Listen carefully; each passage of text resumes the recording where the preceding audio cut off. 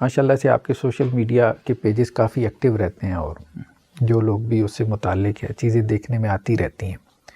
तो आप क्या समझते हैं कि हम नौजवान नस्ल को या पाकिस्तान की जो सोसाइटी है, माशरा है, जो आम एक तबका है यानी जिनका दीन से ताल्लुक़ नहीं है, आप उन्हें लिबरल कह दें, सेकुलर कह दें या आप जो मर्ज़ी कह दें, सही है, तो उनको हम दीन की तरफ कैसे राग़िब कर सकते हैं? इसके लिए क्या मतलब आपने इसके हवाले से क्या कुछ स्ट्रेटजी, कुछ प्लान की? और उसमें डॉक्टर साहब मसला ये है कि जो शर है ना वो तेज़ बहुत है, बहुत एग्रेसिव आता है, वो बहुत फास्ट है।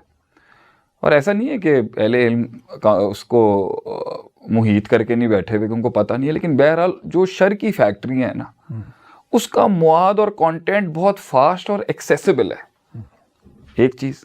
दूसरी बात ये कि वो रीचेबल भी बहुत आसान है और वो बहुत यूज़र फ्रेंडली कंटेंट है, मतलब मुश्किल नहीं है। शर अंदर से बहुत मुश्किल होगा, लेकिन उस तक पहुंचने का जो इंटरफेस है ना, उस पर उन्होंने बहुत लगा दिया है माल, पैसा भी बहुत लगाया है, माल भी बहुत लगाया है। सही। इसलिए, और देखें, शर ने जब उम्मत के लोगों के साथ जुड़ना है तो उसको इस चीज़ की परवाह नहीं है कि कितनी बर्बादी वो करेगा। वो तो लीस्ट कोलैटरल डैमेज पर भी खुश होंगे। अगर 2% ईमान भी हम बर्बाद करने में कामयाब हो गए तो बहुत है। सही है। और अगर ये ज्यादा वो अनकंट्रोल्ड हो, कुछ शर को ये टेंशन नहीं है कि उसने कंट्रोल्ड ईवल रखना है या अनकंट्रोल्ड ईवल रखना है। सही है। मुकय्यद शर रखेगा या वो खैर के तो बहुत मसले हैं। खैर ने तो उसको अप्रोच भी करना है, खैर ने उसको संभालना भी है, खैर ने उसको डिसिप्लिन में भी रखना है, खैर ने उसको प्रोटोकॉल्स भी सिखाने हैं, और खैर ने उसका तफावत भी रखना है, और खैर ने उसकी तरवीज भी करनी है, तकमील भी करनी है, तजमील भी करनी है। सारे इशूज खैर के हैं। सही कि खैर भी देते देते कहीं फसाद ना बन जाए। तो इस मेरे ने जो पहली चीज़ ये देखी ना, जो सबसे बड़ा काम इन्होंने जो मेरे अपने नाक़िस तजर्बे है ना, वो है कंस्ट्रक्टिव आर्ग्यूमेंट। डॉक्टर साहब इन्होंने बहुत मजबूत किया अपना। ठीक है। कि फॉर एग्जांपल एक बहुत बड़ा नैरेटिव जो उस तबके से आता है वो ये है कि आपने बनाया क्या है। मुझे आज भी याद है, मैं 2010 में भी जाके जब सूदी निज़ाम पे बात करता था किसी, तो मुझे एक बैंकर ने कहा, तो आपके पास कुछ है? तो मैं फिर उसका काउंटर उस लिहाज पे, तो जो मैं वक्ती कर सकता था मैं करता था, भाई क्या हमने चलाया नहीं है क्या दुनिया को? लेकिन अब जो लोग आ रहे हैं, अच्छा हमारे वक्तों में डॉक्टर साहब और आपके भी वक्तों के अंदर एक लिहाज था, मतलब हम शक शुबहात भी ना एक लिहाज से करते थे। एक बहुत मलूज़े खाते रखी जाता था कि भाई फैमिलीज भी थोड़ी कंजर्वेटिव थी, लोगों के अंदर इतनी जुर्रत भी नहीं थी दहरियत और इल्हाद को कबूल करने में। अब जो है ना बोल्ड हो गए हैं लोग।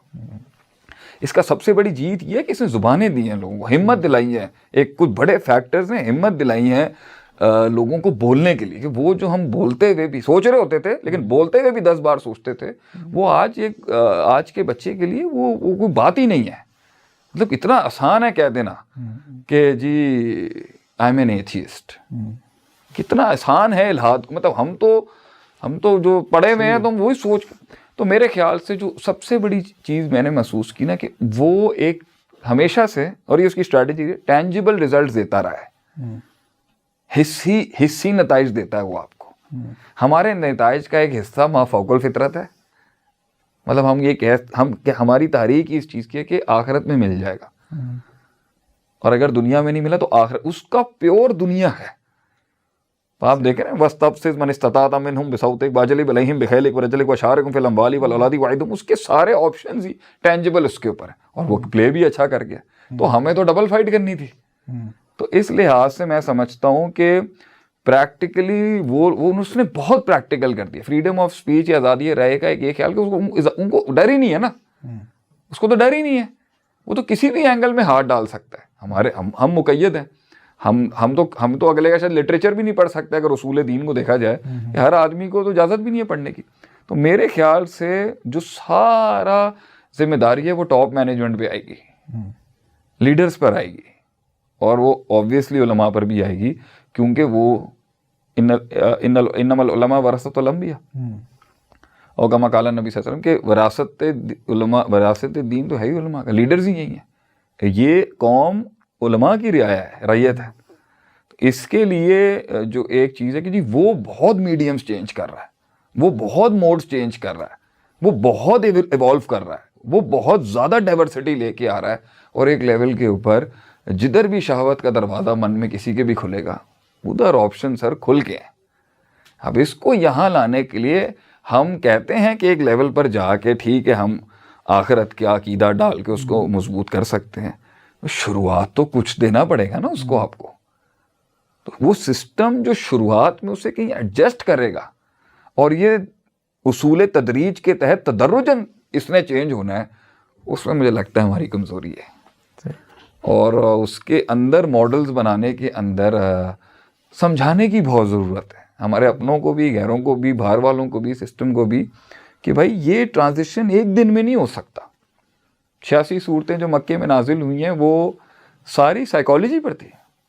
काना अव्वला मा नज़ला मिनल कुरान अस्सूर अल मुफस्सल फीहा ज़िक्रुल जन्नति वन नार हत्ता इज़ा साबतुल कुलूब इला रब्बिहा नज़ल अल हलाल वल हराम। तो मेरे ख्याल से बड़े SOPs और बड़ी चीज़ लाने के अंदर यूथ की मसले हैं, और प्लस वो दिखा भी रहे हैं सक्सेस सक्सेस सक्सेस। तो इसलिए थोड़ी सी मोटिवेशनल साइड को हमने टच किया कि हम अपने बच्चों के साथ रहें, हम उनसे कहें कि हम तुम्हारी दुनियावी सक्सेस को इंडोर्स करते हैं, लेकिन ये माइनसिंग अल्लाह नहीं हो सकता। तो इसलिए मैंने यही बेहतर समझा। वैसे कोशिश तो मैं बहुत जगहों से कर रहा था कि ये भी चल जाए, वो भी चल जाए, वो भी चल जाए। वो जीत का सफ़र चल गई तो वो थोड़ा वही टैग लग गया आगे से। कोशिश यही थी कि हम अपने साथ रहें, उनके साथ रहेंगे। वो फिसलेंगे, वो गिरेंगे, तो हमें संभालने के लिए होना चाहिए। उसके लिए आपको यूथ का ट्रस्ट जीतना है।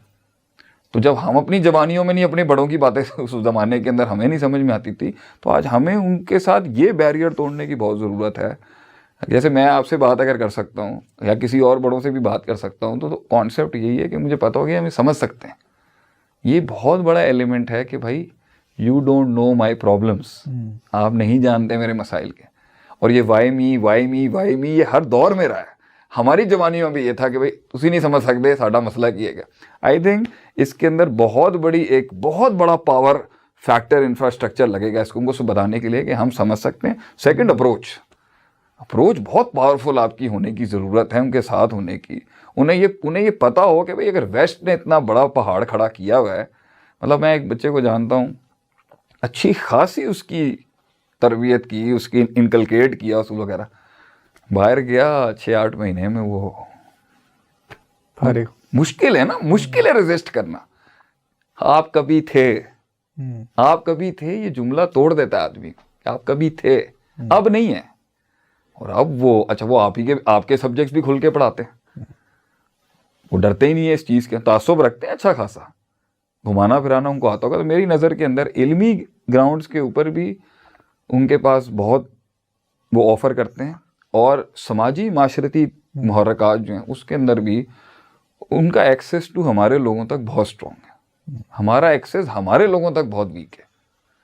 तो इसके अंदर यूनिवर्सिटी, कॉलेजेस और ये सारों के अंदर जो ट्रेंड्स आ रहे हैं अब, कि भाई एटलीस्ट हम जा तो रहे हैं।